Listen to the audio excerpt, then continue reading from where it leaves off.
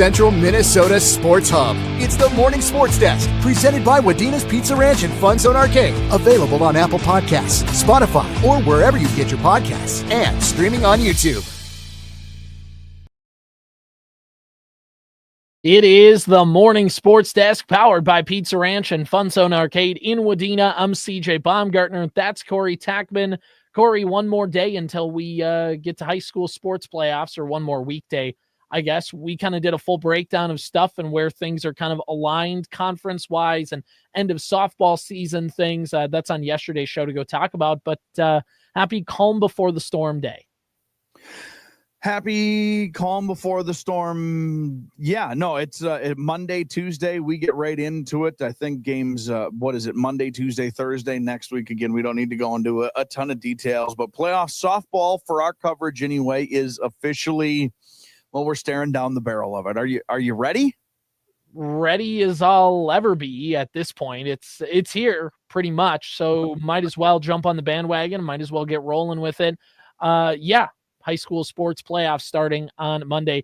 We'll have a sneak peek of the broadcast schedule coming up on Monday as well. But let me put it to you this way. Staples Motley Cardinals and Wadena Deer Creek Wolverine fans, we will most likely be at your games on Monday, wherever they may be. Yes. So, yeah, stay at WadenaRadio.com, Superstation K106 mobile app, or Sports Cow on Facebook. Moo. That'll get you the more information that you need. Corey, also, it is a Friday, which means we need to talk a little bit about amateur baseball, because that is coming up this weekend. Of course, we have the Amateur Hour program that's up and running for another season, and there's a full breakdown online at WadenaRadio.com or the Superstation K106 mobile app for full amateur baseball this weekend. Just one game on the schedule today, Midway at Dent. That's probably not going to happen, depending on rain, cold, stuff like that. Probably the same thing for some games that will take place tomorrow and Sunday as well. Kind of all weather pending, but you can find the full write-up, and we'll have a recap on Monday as well. WadenaRadio.com, Superstation K106 mobile app, or once again, Corey, following Sports Cow on Facebook. Hee-haw. Yeah. Moo. Moo. Yeah. One of these days we'll just have you oink, or like give a pig call. Sue-wee, piggy. Oh, you're talking about cows, talking about pigs. We're talking about all of that stuff. Those are great types of meat that go on pizza at the Pizza Ranch and FunZone Arcade in Wadena.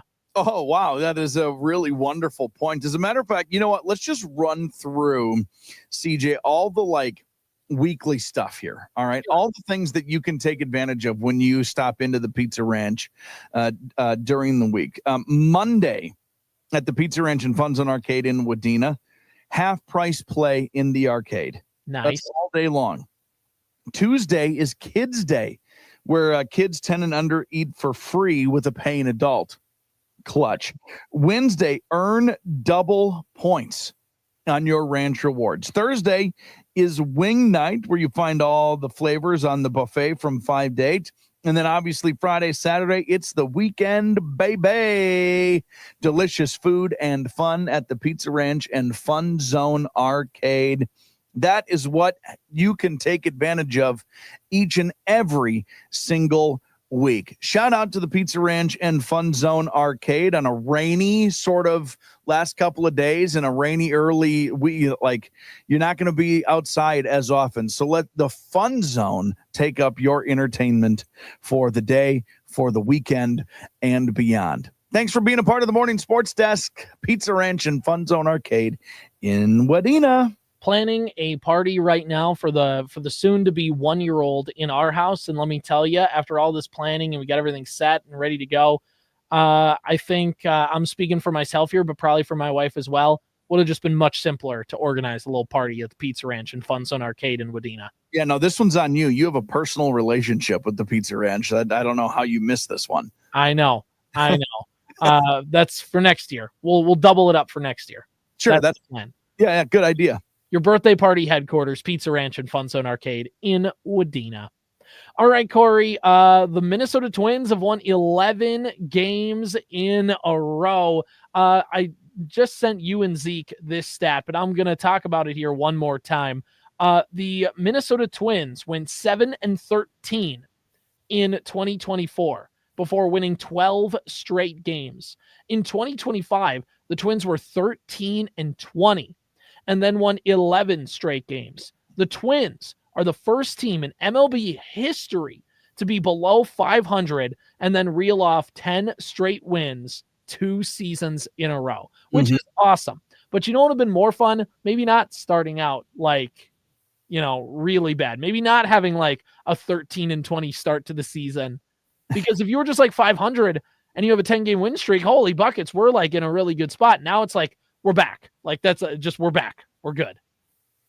They're playing really good. They're playing really good baseball, good fundamental baseball, other than the part where the two guys who have been in the league the longest forgot to yell and scream at each other on a tweener pop-up and collided with the force of what it would be like to run into your garage door at full speed. Yeah. You could even ugly. Yeah, Carlos Correa, Byron Buxton chasing kind of a ball in no man's land. Buxton came charging in from center field, covering a lot of ground. Carlos Correa had a read on it. Whose play is it? Who should have did what? I mean, that can be debated by 50 million varsity baseball coaches everywhere. But like it's just one of those like things where it's a tweener ball, and they ran into each other, and you could see in the replay like Correa was like like he could hear Buxton coming, and he knew it was Buxton's ball because you could see him like kind of tuck away, and he was like bracing for him to run into him, and Buxton. Obviously, it's just physics. He's running at that speed to go catch the ball and just collides into Correa. They both left the game. Correa left right away. Buxton stayed in for the inning and then was pinch hit for the next inning.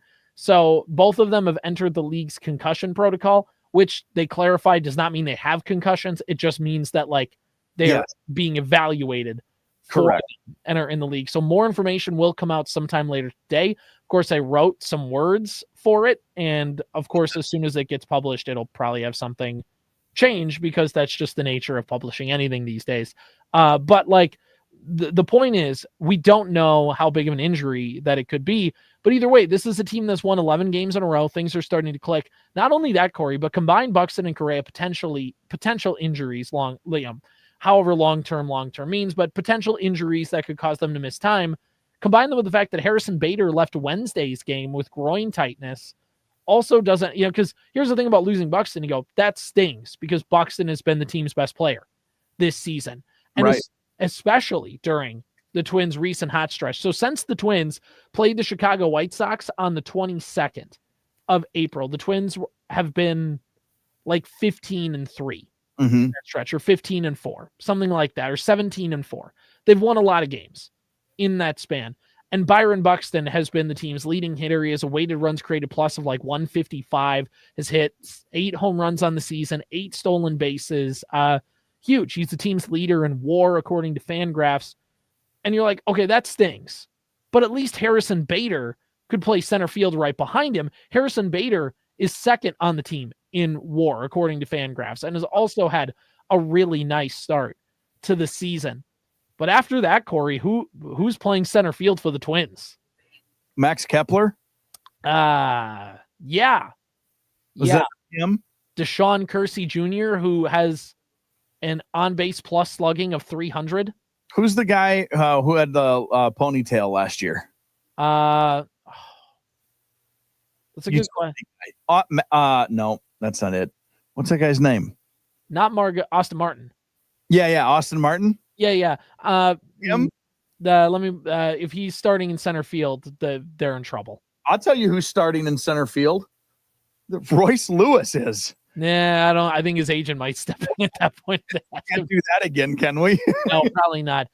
It'll be some combination of like Deshaun Kersey Jr. I mean, Willie Castro could play a little center field, but who's the fastest? Who's is Castro or Kersey faster? Kersey faster. Then he's the center fielder. Just put the fast guy out there. Yeah, Kersey just can't. I mean, I know he had a home run. I know he had a nice game yesterday. He needs to.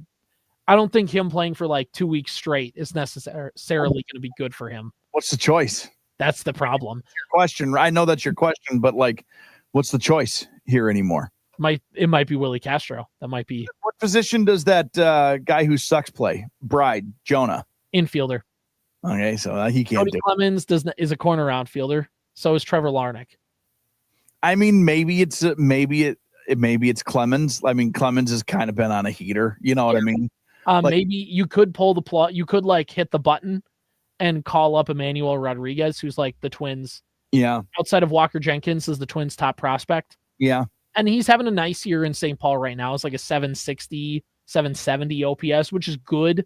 But like, you got to be like dominating probably for a top prospect to like get that call. You know what I mean? Like right. That's a very offensive minded league, and to have like a 770 OPS is good, but like you're holding your own, but he needs to be like 800, 900, 1,000, where you're like, get this guy up here right now. Carson McCusker is hitting the ball, cover off the ball, but he's a corner outfielder. Corner guy, right? Like very distinctly corner guy. You could call him up with the sense of like, okay, fine, Willie Castro is just not playing corner outfield anymore. But I mean, Wallner's not there, but could you imagine an outfield of is it McCusker? McCusker, Larnach, Wallner. That's the slowest outfield in the the Twins. I think Bailey Ober would demand a trade. That's slow pitch softball outfield, right? That's news. Yeah. And by the way, Willie Castro might have his hands tied in two different spots, because if Carlos Correa misses any time, well, who's the Twins' shortstop after that? Probably Brooks Lee. But because Royce Lewis is at third, and Royce Lewis has like a 148 average since coming back, and he's like 4 of 27 since coming back. He's like, you don't need to stack playing shortstop onto that plate, or playing like, you just let him, like, don't worry about his defense right now. Like, we got to get him right at the plate. Like, don't tinker with him. So that's probably out. All up at Julian or something, and right now, I don't know. What the right. I mean, Brooks Lee might be your guy, and then theoretically you could have Willie Castro play second base, but you might, exactly. You might have to have like a Jonah Bride or a Cody Clemens or a Ed Julian play second base for you. And I'm not a hater of Ed Julian by any stretch, but he certainly has he had a lot of goodwill in 2023. He's kind of burnt through a little bit of that in 2024 and 2025 so far.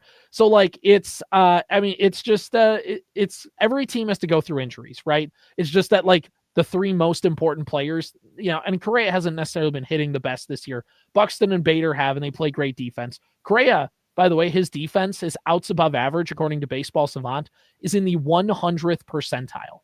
Like according to outs above average, he's like the top shortstop in baseball, fielding wise. Yeah. Like he's good. Buxton, 100 with his fielding ability. Bader, up there with his fielding ability. Like you lose three of your best fielders all at once.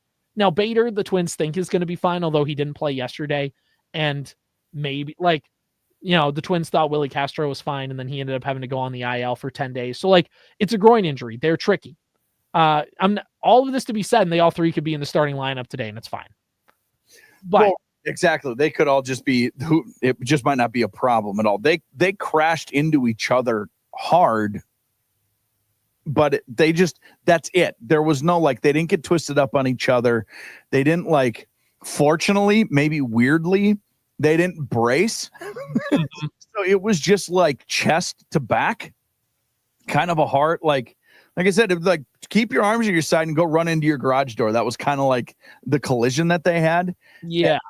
Their heads didn't hit. There's probably a little whiplash from that collision. But yeah, weirdly, it's just going to I guess if you're going to crash into each other, that's the best way to do it. Yeah. Hopefully, maybe. I don't know. Or they're knowing both of those guys, they're just done for the year too. We'll see in August 16th. It'll be a 10-day IL trip. They'll come back, be like, not quite right. And then all of a sudden another 10-day IL trip that lasts until, August. Right. Wouldn't be ideal because remember. Wouldn't be ideal. That's true. You got that right. Not ideal. Because remember. You have a hot take alert that flashes on the screen. Bam, that wouldn't be ideal. Bam, it wouldn't be good if the Twins missed Byron Buxton will be the Twins all-star if he's if he's healthy at the All-Star break. Byron Buxton is going to represent the Twins in the All-Star game. He just will this year. Yeah.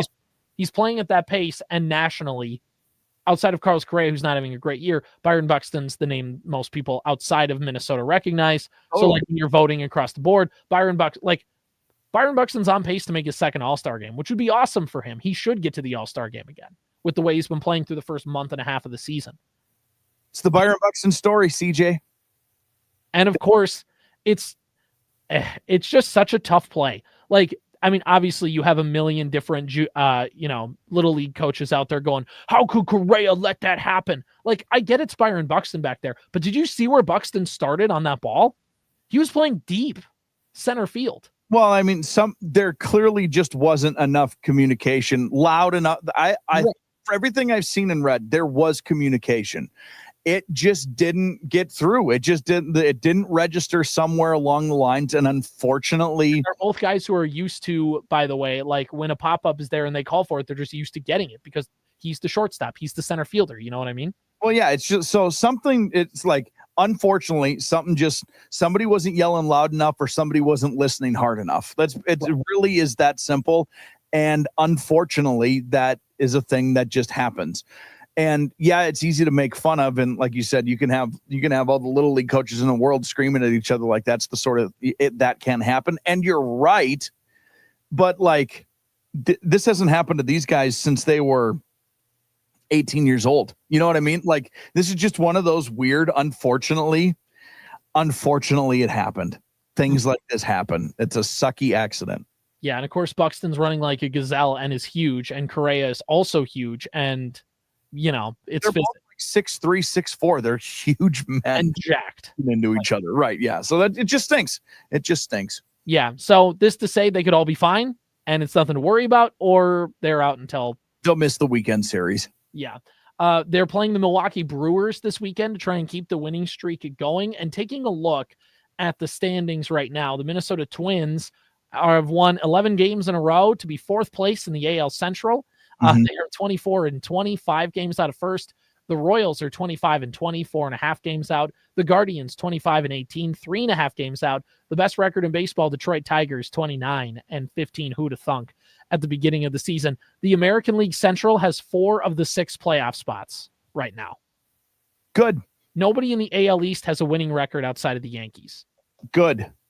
And only, well, the AL West is like the AL Central, but the Mariners are 23-19 in first place. So, the AL Central's been fun. So, looking at the Brewers though, they're 21-23. They're 5-5 in their last 10. They've kind of been struggling to get things going on the season. So again, a good opportunity for the Twins to go into the ballpark formerly known as Miller Park and to be able to get 3 wins. And then you come home for a big 6-game homestand, 3 against the Guardians, off day, 3 against the Royals next week.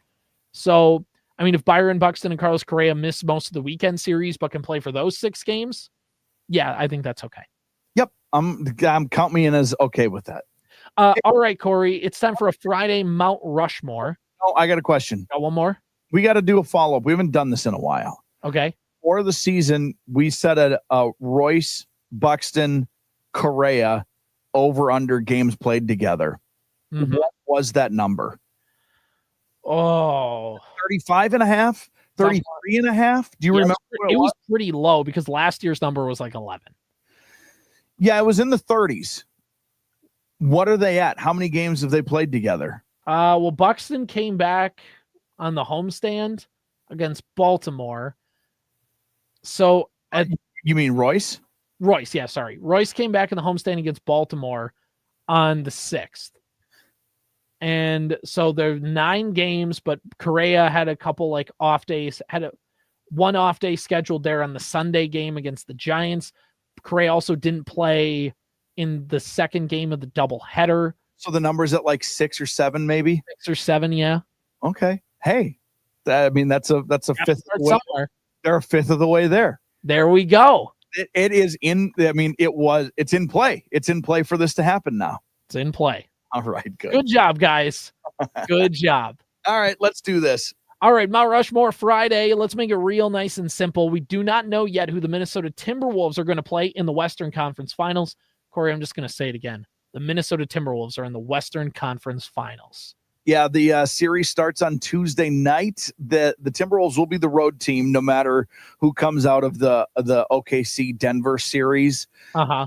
The Timberwolves will be the road game. We've talked about it. All of Timberwolves social media is talking about it. The latest a game will start in the Western Conference Finals is 7:30. Game 7, if there is one, would be a 7:00 start time. Just brilliant stuff. 10 out of 10, no notes. So yeah, we OKC Denver forced a game 7 last night. That will be played. Then game 7 will be played tomorrow night, and then Tuesday is game 1 of the Western Conference Finals. It's an ideal thing for the Wolves. No matter who wins, it's ideal that it had to go to 7 games because as the Wolves learned with the Warriors had the Rockets on the ropes at 3-1, and the Rockets forced a game 7. And the Warriors were tired. They have Draymond Green. They have Jimmy Butler. They're older players. They're tired. And also you have Steph Curry. And I'm not saying correlation equals causation, but I am saying it made Steph play 2 more games. And he ended up hurting himself in game 1.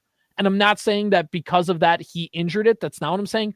But I'm also not like he's a little more healthier if he has time to rest. It's a soft tissue thing, like another day or 2 or 3 or 4 of being able to rest your tired muscles is what helps heal pulled, strained muscles. Mm-hmm. And again, that's not to say like, oh, that means somebody's going to get hurt in the next series. That's not what I'm saying.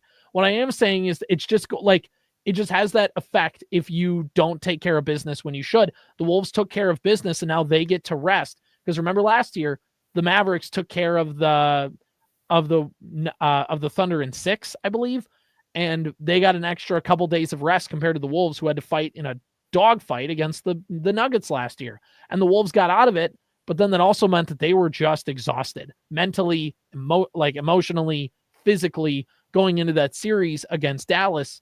And that's not to say that means the Wolves are going to win. It just means like, hey, this is a nice advantage that the Wolves get because they took care of business. And OKC and Denver have done nothing but throw haymakers at each other for the last 2 weeks. Who are you rooting for? I mean, probably Denver. Like, I just feel like the Wolves are built to beat Denver more than they're built to beat OKC, but that doesn't necessarily mean I'm scared of either one. Yeah, scared is like Denver's got more of a championship pedigree. So that's the other part of it. Yeah, using scared is an interesting choice of words. I don't know. I think the Timberwolves can beat either of those teams, and either of those teams can beat the Timberwolves. You know, it's really like I know the bit with the Wolves is to say Wolves in 5. I know that's like. I had my waiter at B-Dubs tell me that yesterday. I handed down my wings and looked at my sweatshirt and was like, hey, Wolves in 5. Yeah, I get that's the social media bit, right? I've predicted Wolves in 5, not as a bit, but as seriously. And I really meant that. There's not a chance in hell that this Western Conference Finals is only done in 5 games. Unless Jokic or SGA get hurt. Or Ant. Or somebody's got to get hurt for it to happen. Saving an injury, which, by the way, there have been a number of them so far. So you keep your fingers crossed there. Always. I guess that's always the case. But the Western Conference Finals will not be done in 5. That one is going 6 or 7. Mm-hmm. Which is advantage, I think, probably advantage Wolves if it's against Denver, and that's it's even with OKC, other than the part where they're going to have to play a 7-game series. Yeah, OKC had to play a 7-game series against Denver, but remember, they just took care of business against the Grizzlies. Like, they didn't even have to break a sweat doing that one. But if the Nuggets somehow win, they had to go through a dogfight of a series against the Clippers, and then a dogfight of a series against the Thunder, and then they'll have to go through another dogfight of a series against the Wolves. Jamal is playing awesome. He did not play well last year, if you remember that. No, Mr. Heat Pack guy, yeah. They are certainly going to be out for like revenge. Yes. Because you remember how the Timberwolves won that series, right? Being 20 down in game 7 on the road, and they also being down 3-2, like all that. Yeah. So I don't know. I weirdly just feel like I don't really care who it is. I don't think they have a particular advantage or disadvantage against either of those teams. Yeah. It's just, I think it's a good, hardy, good basketball teams that are left. So whatever. Yeah, I mean, this is the thing. Everybody's like, oh, I don't know. I got to be worried about this team. They're good. They're good. You get to this point, everybody's good. Can I tell you one petty thing I'm rooting for? Sure. I wouldn't mind if Denver won this game, because I have been sick and tired for a long time of the world blowing smoke up OKC's rear end about how good they are. Yep. For the third year in a row, the Timberwolves will have advanced farther in the playoffs than OKC. Right. For the third year in a row. Now, Ant gets all the love. The Timberwolves get no love. So it's just a petty thing. I wouldn't mind if OKC lost. Just for the third year in a row, the Timberwolves have advanced farther than OKC. That would just make me feel happy. You can't hang the banner on that. I understand it's petty, but sometimes you got to ride petty into the sunset, you know? Honestly, would I be crazy to say I'd rather have J-Dub than Edwards? A super efficient scoring wing who can play make is a lot rarer and more valuable than a prototypical high volume scoring guard. Is it though? Since I've seen several people make this point, I just want to clarify how Oklahoma City's season ends this year. This was a year ago. Won't affect this. Year 2 J-Dub is pretty close to year 4 Edwards if you look at the advanced metrics, despite smaller usage. So it's not baseless to think he'll surpass him by the time he's logged as much NBA experience as Ant currently has. By the way, forget that J-Dub is currently older than Anthony Edwards. Yeah, and has been playing worse. If you look at the metrics, despite his what was it, the term? This is some dude who covers the Oklahoma City Thunder talking about this, by the way, if you weren't in on the joke. He was talking about, if you look at the advanced metrics, he's pretty close to Edwards despite smaller usage. That's what the metrics are there for. Yeah. So let me get this straight. His numbers are worse and he plays less? Yeah. Okay. Player. Yeah, that's okay. Good job. You don't understand what metrics mean. Yeah. So if you give him all of the minutes, the numbers are still worse, you dummy. And by the way, what did he score, like 6 points yesterday? Been really bad in this series. Yeah, which again is why a bunch of Wolves fans keep finding that original tweet and just going. A couple big shots for him. Yes, he has. And he's obviously good, and he's a huge part of what they do defensively. Like defensively, they are a problem. Mm-hmm. They're a huge problem. If Wolves want to play sloppy like Edwards has a tendency to do, they're going to eat them alive. And not just Edwards. That's the whole team. They just give other teams for that. Yeah. No, that's a huge problem. That is a problem. That being said, Wolves in 5. So anything can just be countered with Wolves in 5. Now we can do it as a bit.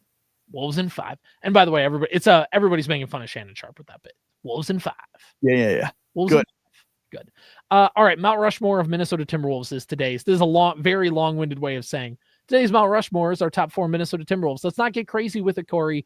Number 1, I think. Wait. I'm sorry. I'm going to cut you off because this is an unimpeachable 4 to me. Yeah. And I think you are going to agree with. I think this is going to be the shortest Mount Rushmore ever. Oh yeah. So, am I allowed to just give you the one honorable mention who deserves it right out of the gate? Yes, of course. I don't think I'm pretty sure you're not going to try to get clever with this. And I had thought about trying to get clever with this Mount Rushmore, but it's an unimpeachable 4 to me. There are like 2 more years out of Rudy. Maybe he creeps into this, right? Mm-hmm. Andrew Wiggins probably, unfortunately, needs fairly serious consideration, right? If Julius stays with the Timberwolves and puts together a presidential term with the Timberwolves, like you might want to consider him. If he wins a championship this year, it might be maybe, but it's still just as 1 year. So right. But anyway, the person who needs real like crazy horse honorable mention to our Mount Rushmore is Sam Mitchell. Yeah. He is 2nd in Timberwolves career for games. He is 3rd in minutes played. He is 5th in field goals. He is 5th in field goal attempts. He's 4th in 2-point field goals. 3rd in attempts. He is, let's see, where else is he? He is 4th in free throws. He is 5th in free throw attempts. He just shows up in the top 10 and legitimately top 5 in almost every offensive statistical category that isn't 3-point shooting, because he played in an era where there just wasn't as much 3-point shooting. He is the OG Timberwolf. If Kevin Garnett never existed, Sam Mitchell is the greatest Timberwolf ever. It's embarrassing for the franchise because he was like not much, like he was a nice player, but I just, for historical, like just grounding this and what we're going to say, Sam Mitchell does absolutely deserve recognition as the top of the honorable mentions. He's the first one out. Now, with that being said, we can move into the top four, and it is an unimpeachable four. The only question is how you order them, I suppose. I rank my Mount Rushmores in no order, so let's just get this out of the way first. Kevin Garnett. Kevin Garnett. Yeah. He is the greatest Timberwolf yet. Yeah. No, I think that's, yeah. At this exact moment, he is the greatest Timberwolf. Yeah. In a week and a half, we can have another conversation about it, maybe. Right, exactly. It's Edwards, as we talked about a couple days ago with Zeke. Edwards is on track if he plays like another even 3 more years, like, and makes the playoffs all 3 years and doesn't even have to like make another deep run, but just has to like continually get them back there and in the mix. Yep. Yeah, like he's there. But I mean, right now, Kevin Garnett, the legacy, Hall of Famer, like everything. It's, I mean, you just got to go with Kevin Garnett at this point. Kevin Garnett, yeah, I know we don't rank them, but he is. I'll rank him. How about that? Kevin Garnett's number one. All right. Number two, let's not get too crazy with an Anthony Edwards. Anthony Edwards is clearly number two. Like it is the amount of space, the mileage between them is, I mean, it's a step. It's a step between those two. Ant is potentially a month away from being the greatest Timberwolf ever. Uh-huh. Again, it's not like it's not that far of a gap. He is so close. Correct. There. So, all right. Let's not get cute with number three. Who do you got? Karl Anthony Towns. Good. He is clearly number three. He meant too much to that organization. He was like just the perfect teammate and person to stick through what all of the organization put on him. It would have been very easy, and most quote unquote, ascending superstar players at that time would have asked out 2 or 3 different times, or in 2 or 3 different situations. He stayed loyal to the team and stuck through them, and was traded basically for salary reasons. But yeah, like if that dude is just. If Anthony Edwards doesn't exist, Karl Anthony Towns is the second greatest Timberwolf by a significant margin. Yes. It's a much bigger margin between him and Kevin Garnett, but like he's up there. Yes. But yeah, I mean, really, let's think about when Karl Anthony Towns started in the league. His rookie year, Kevin Garnett was on the team. Like, and to have him and his influence in the beginning, and to go through the league, and to, again, he's a big man. He's a 3-point two CJ in everything. Except for games played. Yep. He's 4th in games played.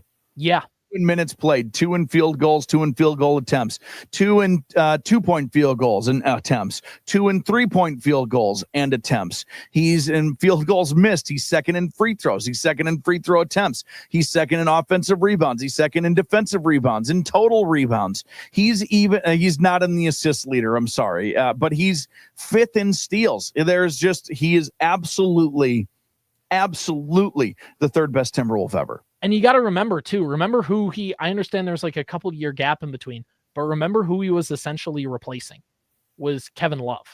Right. Team. And Kevin Love was a walking double-double every single game. And when Cat got comfortable in the NBA, he did that not like every single game like Kevin Love did, but pretty darn close. Like he came in and filled that superstar vacancy. And ultimately, like Karl Anthony Towns as the number one centerpiece on a bullet wasn't enough to carry the Wolves. But I'm really glad that by the time he ended his Timberwolves tenure, like he was a part of the culture change from being the worst organization in the NBA to being a winning organization. And I know everybody's going to credit that solely with Anthony Edwards, and he deserves a lot of credit for that. But Karl Anthony Towns being right there with him on that ascendancy cannot be understated of how big that was. He is very annoying, and that annoying can't be understated. It also can't get in the way of how important this is a crappy organization. Mm-hmm. It's been really bad. I don't like Doug West in the all of pro. If the Cleveland Browns didn't exist, this would get a lot more talk. Doug West is top 10 in everything in the Timberwolves. Naz Reid is in the top 10 in almost in so many things. So like those sorts of things can't get in the way of him being annoying. Can't get in the way of statistically how important he was. Yeah, exactly. And bring us home, Corey, number 4. Well, you spoiler alerted him. It's Kevin Love. Kevin Love. And that's is the order, by the way, too. Yeah, no, I think it has to be. And then, I mean, what else? Like Kevin Love was the best player in an awful team, and somebody has to be the best player in an awful team. He had a 30-30 game, for crying out loud. Kevin Love was the reason Andrew Wiggins is a Timberwolf is because Kevin Love was so good that LeBron James knew he needed him on his team to win a championship in Cleveland. That's how good Kevin Love was. Mm-hmm. And Kevin Love's Cleveland career and the step aside that he had to take to become a champion because he wanted to become a champion. Kevin Love was awesome, was an awesome basketball player and a literal bright spot in one of the darkest franchises in the history of sport. Well, and remember too, Kevin Love was drafted at the beginning of that, right? Like Kevin Love was like, they needed a franchise player to replace Kevin Garnett, and Kevin Love. Now it wasn't like right away, but like within 2 years, he was kind of he was the Wolves instantly good. He was rebounding like a maniac right out of the gate. He was good instantly when he got to the Wolves. The only problem was they decided they couldn't draft for the next 8 years. Well, and he got unlucky too, right? He was fat when he came in. You know, I used fat by NBA standards, right? Yeah. He was overweight, not in shape when he came in. He broke his wrist doing knuckle push-ups. That's right. He got himself in unbelievable shape and really turned himself. He was a great post player, and then he could shoot the lights out and he rebounded everything. He was on an Olympic team, by the way. Like Kevin Love was a legit basketball player. He was more than the best player on a bad team. Yes, exactly. And two, by the way, with how his tenure in Minnesota ended, I believe he did like formally request a trade, but it wasn't like it wasn't like a Jimmy Butler divorce where it's like, get me out of here. It was a LeBron says he wants me to come play for them.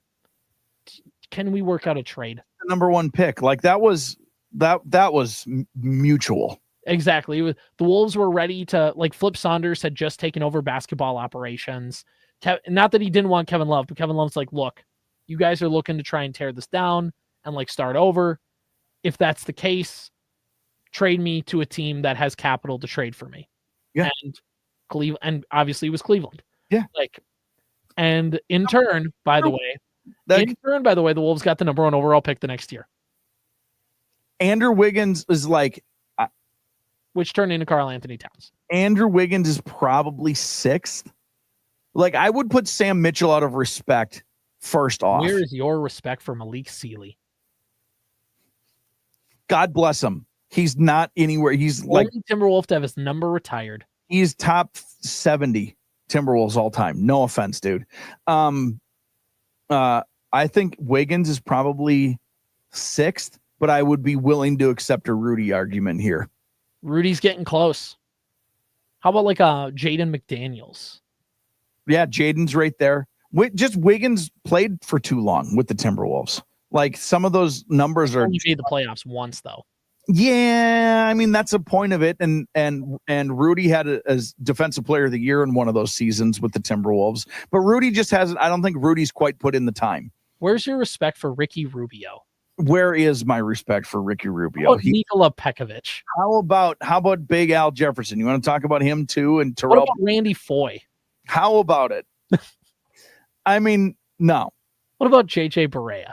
Listen, they all belong on the list somewhere. But you wanted me to narrow it down to the top 4. The top 4 are unimpeachable. Yeah, no, this is a franchise that's been pretty bad, so the good ones stick out. I think the one who has the biggest chance of all of those names that you said to jump into the top 4, though, at this very present moment is Rudy. Yeah. Rudy is the current guy who could like if they win a championship, and Rudy's had an unbelievable playoffs. He had a great playoffs last year. And Rudy's is like a key factor to them winning the championship. If they win a championship this year and you want to put Rudy in the top 4 all time, I don't think I would argue it, but I don't think I'd be enough to say you're wrong. You could also say the same about Jaden McDaniels, right? Like, because he's also a big part of what they do. And he's also now, I mean, he was drafted the same year as Anthony Edwards, which, again, if we want to talk about Tim Connolly, obviously the best executive the Wolves have ever had. But right up there on the list is Gerson Rosas, who he gets the benefit of like getting all the pieces and then getting fired for non-basketball reasons. Getting all the pieces isn't a euphemism either. Oh, darn it. Although it could be. And like he drafted Ant, he traded for Jaden McDaniels. Remember, that was the Lakers pick. And he traded Jaden McDaniels and he signed Naz Reid. Like, I think you're absolutely right. You could absolutely make the argument. He got fired before like he had a chance to build on it and actually get it from like a young core to like a legit NBA team, which is what Tim Connolly did, which is like, here's the young core. Here's how we're going to supplement it with veterans and build around it. You know what I mean? Yeah, no, I think Jaden absolutely has an argument. I think Naz has an argument. I think Rudy, though, like once you start getting into the weeds here a little bit, you have to have some sort of discernment. And he's a 4-time defensive player of the year. Jaden McDaniels has been awesome, but like 3 of those were not with the Timberwolves, so those don't count. But one of them was. Mm-hmm. And Jaden McDaniels is never probably going to win Defensive Player of the Year. Unless like, that's not how it works. To go berserk. Not with Victor Wembanyama in this league right now. Exactly. So, and is that fair? Not necessarily, but like Rudy got a Defensive Player of the Year with the Timberwolves. That has to be, you got to differentiate somewhere. So that's why right now the closest player is Rudy. By the time their careers are done in Timberwolves uniform, Jaden will have surpassed Rudy. By the way, just want to mention Evan Mobley got embarrassed defensively in 5 games. Triple J got swept in the first round. Marcus Smart, LOL. Giannis worked in round 1. Draymond embarrassed defensively in 5 games. Rough playoffs for 5 of the last 9 DPOYs. Anybody know what the other 4 did? No, tell me, CJ, what happened? The Western Conference Finals. Rudy Gobert. Rudy Gobert. No, so, there's what's hard is like Naz you want to put in there because he's just beloved. Naz Reid, my beloved, yes. Naz Reid, my beloved. You ever see, it's like a GIF that's on Timberwolves Twitter. It's like this little locket. It's a GIF of this locket that pops open. Robert Frost poem. It just pops open and it's just one side is a picture of Naz Reid and the other one says Naz Reid, my beloved. All right, hold on. I'm doing this right now since we're talking about it. I'm asking AI to write me a poem about Naz Reid. I need a poem in the style of Robert Frost about Naz Reid, my beloved. This is going to be either brilliant or it's going to be very clever, or it's just going to be not good. All right, I'll read you the short one. Is the laugh like not a good sign? No, it's very serious. The winter wind, it bites and chills the bone, and spring feels far, those seeds of hope are sown. But in the stretch where shadows grow long, there's one clear note that makes the spirit strong. My Naz Reid, they call him tall and lean, a steady presence like a sturdy evergreen. No sudden flourish, no grand sweeping show, just honest effort, watch the good things grow. He moves like timber, sure and settled, slow, then quick as creek ice when the currents flow. A quiet strength like granite in the ground where honest work and purpose can be found. Some seek the flash, the lightning quick and bright, but I found comfort in a softer light. Like weathered stone or a good well-worn track, my Naz Reid has always had my back. Now look, that's great. I could also do a poem that takes 2 seconds and also doesn't use the emissions of a third world country to do so. Naz Reid. There's such a longer one too. There's one that's twice as long as the one I just read. Goodness gracious. Naz Reid, my beloved. Naz Reid, my beloved. That's a good way to end the show, I think. It is. All right. We'll be talking about our beloved next week. Morning Sports Desk. Pizza Ranch FunZone Arcade is Powered by Wadena's Pizza Ranch and FunZone Arcade. Follow the Morning Sports Desk on Apple Podcasts, Spotify, or wherever you get your podcasts. And watch every show on YouTube.